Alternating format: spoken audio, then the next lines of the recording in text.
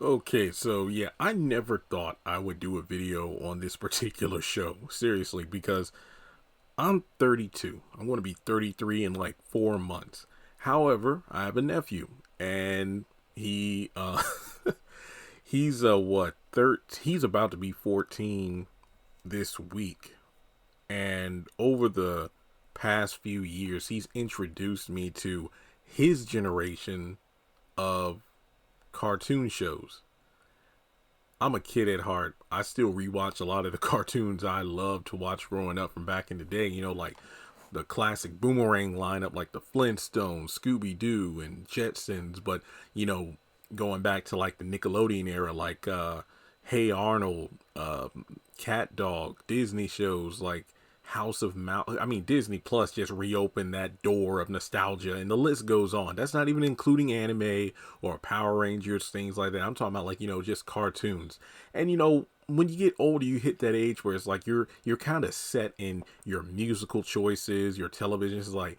Then you look at what the younger kids are, watching sometimes. Because let's say, again, if you have, like me, you have younger family members that, let's say, you watch and then they're watching TV or they're listening to music. It's like, man, back in my day, music had meaning to it or shows had a message. But he introduced me to shows like Amphibia, Craig of the Creek, Big City Greens. Love all three of them. Sadly, two of them have, I don't want to say they got canceled. They just ended. They had their final hurrah. Amphibia and Craig of the Creek both have gone off the air, which sucks. I think they play reruns. I don't know if Amphibia plays reruns. I know Craig of the Creek does occasionally, but Teen Titans Go is the SpongeBob of Cartoon Network, so yeah. But Big City Greens, I think they're in season 3 right now. But yeah, I love those shows. They're really good. And they pretty much vitalized my faith in that, you know what, it looks like kids do have some form of good entertainment to watch, as they grow up. And I have no doubt in my mind when my nephew gets older and learns to like appreciate the writing of shows and catch clever adult jokes and some of these things, when he gets older and goes back, he'll be like, hey, I didn't notice that when I was a kid. And I'm like, I did, and that's why I like the show. But Bluey was a show that took me off guard because you have no idea how many times this kid, when he was younger, would make me get up and do the Bluey dance, the dance that mom, dad, Bingo, and Bluey do during the intro credits. And Bluey, I'm on my phone. My nephew's having a blast watching it because they're little 9-minute segments. But then sometimes I look up because I heard a joke that I'm like, hey, that was pretty clever. Or, the relatability of, let's say, the family car, how in the back seat, you got the car seats for the kids, but there's candy and stuff everywhere. And I'm like, yeah, that's how it is with kids. And it's a really good show.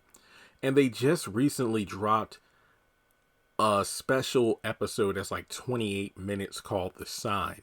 I think that the 21st, which was yesterday, they dropped another episode called Surprise, which was the season 3 finale. And that was like a, episode about Bluey asking about what is it like to have kids. And then the last 30 seconds of the episode is a fast forward in time to Bluey with her, child. And I thought that was pretty cool. But talking about The Sign, I have never seen so many adults online talking about a kid's show with such reverence, because Bluey is like the it show. It's not just a kid's show. It's like, okay, you got kids who watch it, but then you have the parents of those kids who watch it.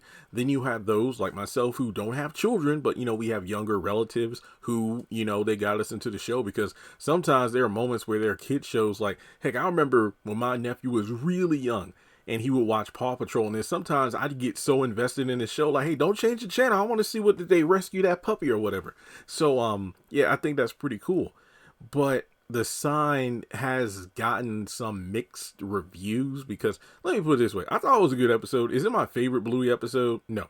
But I appreciate it because it's an episode where if you have watched the show and have paid attention to the lore, certain story beats and whatnot. It felt like an Avengers Endgame kind of thing where darn near every character was present. There were tons of storylines from previous episodes that got paid off here, like one character who, what was it, Chili's sister, that was said to not be able to have kids, but then she's pregnant.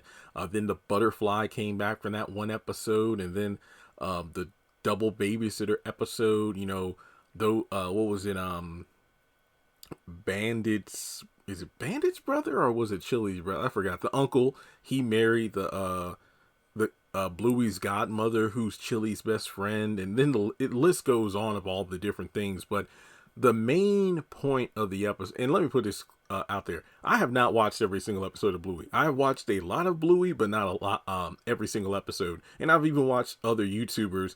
I can't believe there are grown adult people who have YouTube channels dedicated to Bluey, and they've blown up. It's kind of like, what's that other show?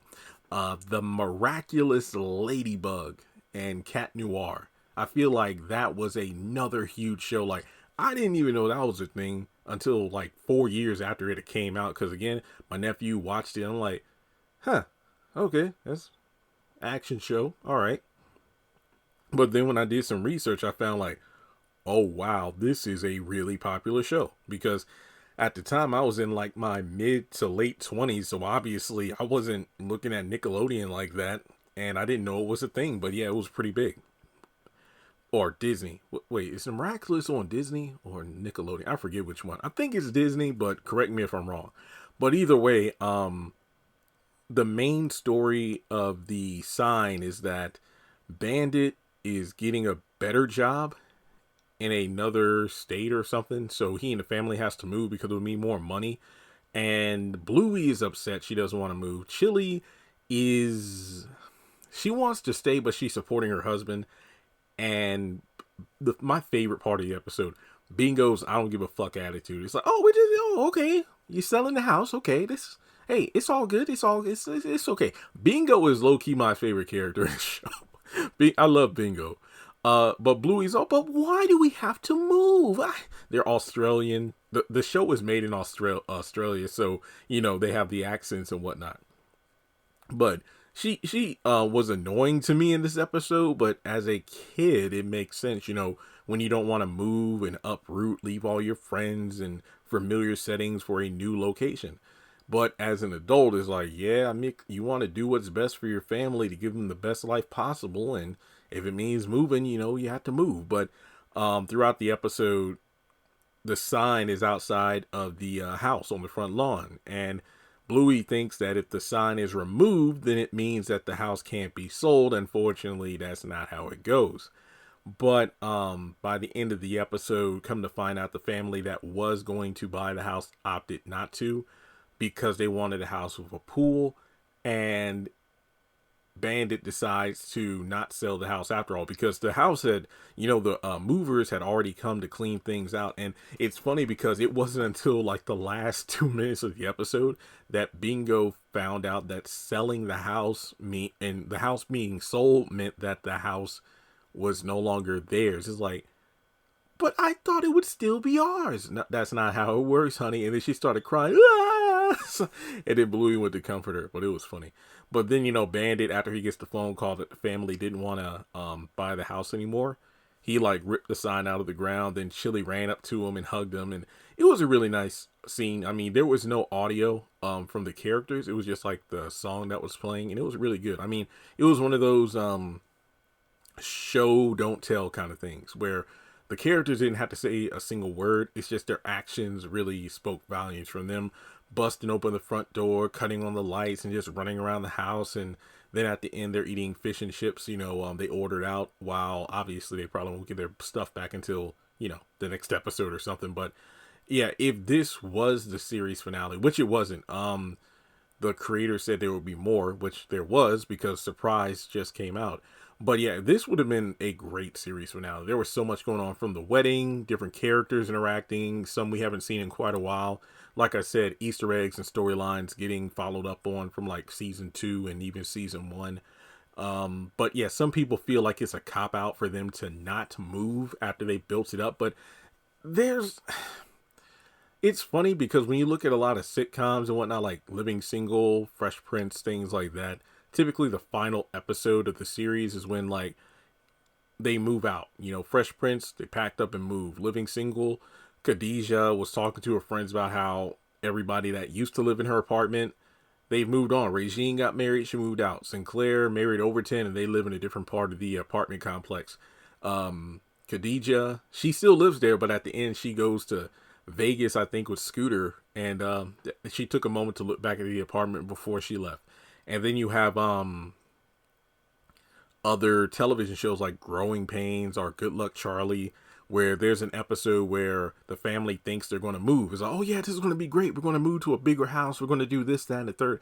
But then, like, let's say the youngest of the family doesn't want to move and they're sad. And it's like, come on. I mean, but we're going to have more space and everything. And it's funny because typically it's written where like the adorable kid is the one who persuades everybody to move or to stay when everybody else like, come on, like, this is going to be, you know, what's best for the family. But the little kid wishes or something that they won't move, and then it turns out they have a change of heart as a family, or things don't turn out the way they hope because maybe the price of the house or something went up and they decide, okay, we're going to stay right here. So this to me wasn't a cop out. It's something that is very standard for a lot of different shows. And keep in mind, with Bluey being an animated series, it would have meant that the creators would probably have to create an entirely different show. What I mean by that is, yeah, the show would still be called Bluey, but you would have to design all sorts of new characters, new locations. Like it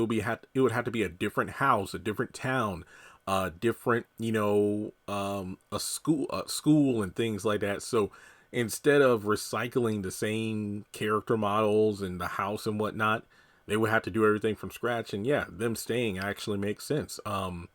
So yeah, I don't think it was a cop out that the sign meant that everybody just stayed. Sure, I understand the appeal of, hey, with being a kids show and relating to kids, it shows that, you know, hey, sometimes you have to move and it's not always a bad thing, because in real life, a lot of kids do have to move because of family stuff like finances, a better job opportunity, those who have a parent or parents who are like in the you know, armed service forces where they have to move for a lot. Because I knew some people back in school who came from like a military family, and they went to like a bunch of schools like as a kid, watching shows like Recess, where you had Gus, and Saved by the Bell. You know, Slater, his dad was like in the Navy or Marines or something, or general, and basically he constantly had to switch schools. So yeah, it is relatable. And I do feel like it would have been an interesting twist to have them move and then introduce a whole bunch of new characters to see how they would adjust and show that even though things are different, well, that doesn't mean it's going to be